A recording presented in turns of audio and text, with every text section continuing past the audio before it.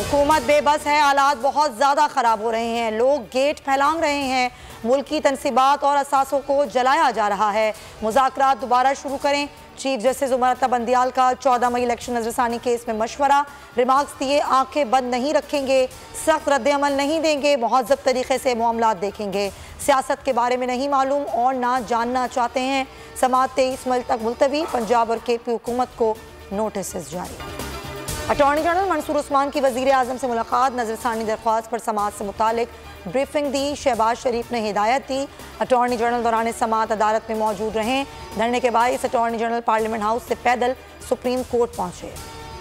14 मई को इंतखाबात ना करवा कर आइन ख़त्ल कर दिया गया। हुक्मरानों के खिलाफ तौहीन अदालत लग सकती है। PTI वकील बैरिस्टर अली जफर की सुप्रीम कोर्ट के बाहर गुफ्तगू। कहा, आइन 90 रोज़ में इंतखाबात कराने का कहता है, तौसी की कोई गुंजाइश नहीं। अदालत ने अटॉर्नी जनरल से कहा, ऐसे इक़दाम उठाएं कि डायलॉग का माहौल बन सके। इस माहौल में मुज़ाकरात मुमकिन नहीं। आइन की हिफाजत चॉइस नहीं, जिम्मेदारी है। पार्लियामेंट में सुप्रीम कोर्ट के खिलाफ हर्जा सराई ख्वाजा आसिफ मुअज़्ज़िज़ जजेस की मुखालिफत में खुलकर सामने आ गए। इल्ज़ामात की बौछार कर दी। चीफ जस्टिस के खिलाफ सुप्रीम जुडिशल काउंसिल में रेफरेंस का मुतालबा कर दिया।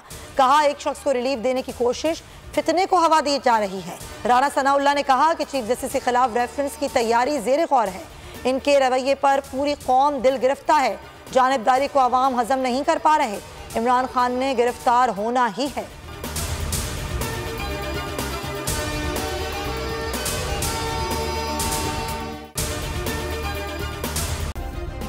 सब्सक्राइब करें और बेल दबाएं ताकि कोई खबर रह न जाए।